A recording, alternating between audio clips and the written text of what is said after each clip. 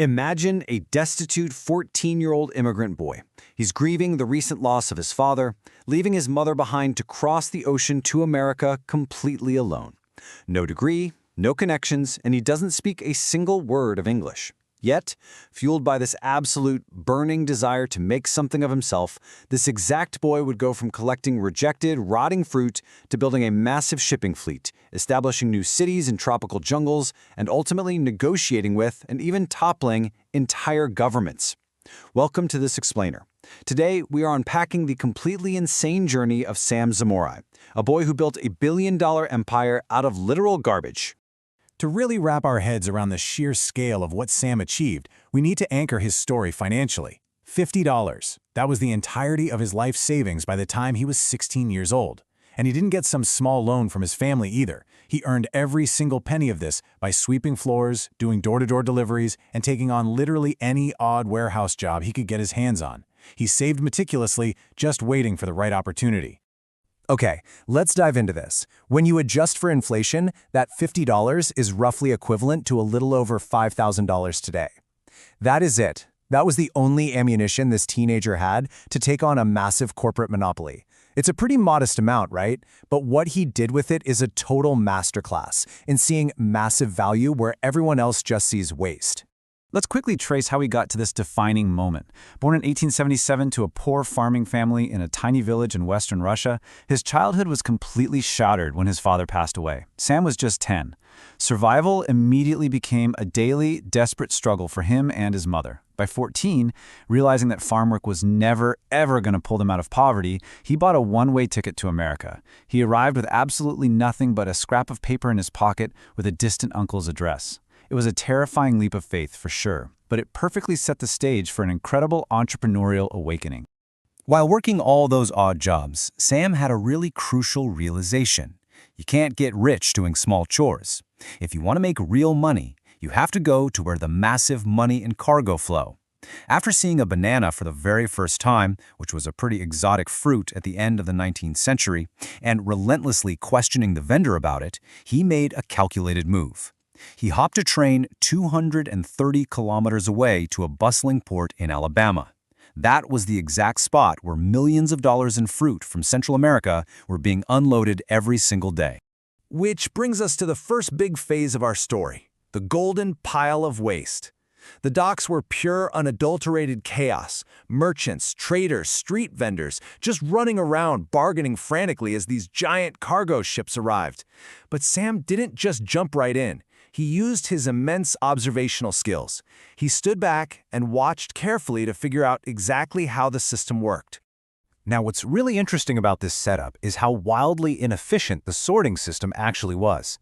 The United Fruit Company was the giant dominating the market at the time. When they unloaded their bananas, they sorted them into three really strict categories. Green bananas were the premium ones, shipped nationwide on trains. Yellow bananas were discounted and sold to locals.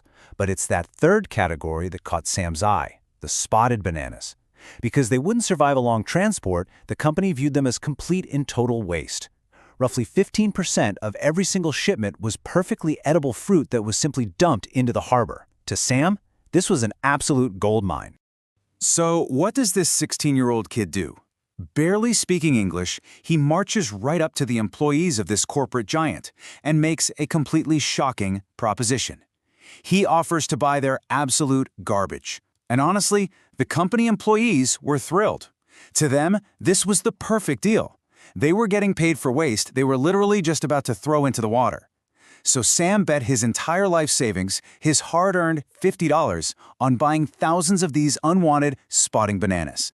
But here comes the crisis, and what we can call the telegraph hack, because theory and reality are very different beasts.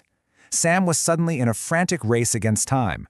He loaded his newly acquired massive inventory onto a train, fully expecting to make a quick profit up the line. But then he hit a massive, totally unexpected roadblock. The train was excruciatingly slow. So, I want you to ask yourself this. How do you sell rotting fruit on a delayed train? The train just kept stopping. Stopping for driver changes, stopping to load new cargo, stopping to wait for track clearances. Sometimes it just sat motionless for hours at a time. And right before Sam's eyes, his bananas were visibly turning darker and darker and darker. every single minute of delay was eating into the very short lifespan of his product. If he waited until his final destination, he was going to lose absolutely everything. In a moment of pure, desperate genius, Sam literally hacked the logistics network of the 1890s. At the very next stop, he sprinted off the train to a Western Union agency. He told the telegraph operator to wire a message ahead to all the local merchants, street vendors, and grocery stores at the upcoming stations along his route. The message?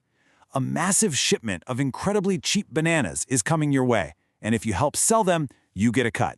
You get a commission. And you know what? It worked perfectly. At every single stop down the line, a crowd of eager buyers was already waiting for him on the platform. By the end of the week, when the train finally rolled into its last stop, his entire inventory was completely gone. He walked away with $190 in his pocket. Not only had he made a clear, solid profit, but more importantly, he had proved his concept. He found a highly profitable market gap, targeting the lowest demand fruit that the big companies were completely ignoring. This brings us to battling the corporate giant. Because what you really should take away from this is just how quickly a proven system can scale. Sam didn't just stop there, he repeated this exact process day after day, getting faster and far more efficient. By 1903, his sales had skyrocketed into the millions. But, as always, immense success brings enemies, and Sam had just woken a very angry sleeping giant. And this brilliantly illustrates exactly how a massive monopoly behaves when its dominance is finally threatened. United Fruit saw that Sam was flooding the market with cheap bananas, which was actively hurting their premium sales. So, they squeezed him hard. They started intentionally delaying his shipments. They would give him only half of the supplies he actually asked for, or sometimes they would just turn him away entirely empty-handed. They even stooped to dumping their own cheap fruit into the market at rock-bottom prices, all just to completely kill his profit margins. Sam realized instantly that as long as he relied on Model A, meaning buying from the United Fruit Company at U.S. ports, he was completely, hopelessly vulnerable. He had to pivot to Model B. He needed total control of the entire supply chain, and this meant dealing directly with the foreign producers, buying his own fertile land, and acquiring his own ships. To pull this off, he partnered up with an investor named Ashbel Hubbard. Together, they bought a shipping fleet and a company with over 100 acres of land, officially forming the Cuyamel Fruit Company. Now, get ready for the ultimate business twist. The United Fruit Company, fully recognizing the immense, looming threat Sam now posed as a direct competitor, actually stepped in and offered to invest in his new venture. Sam desperately needed the capital to grow, so he made a deal with the devil. The massive monopoly took a 10% stake in Sam's brand new company.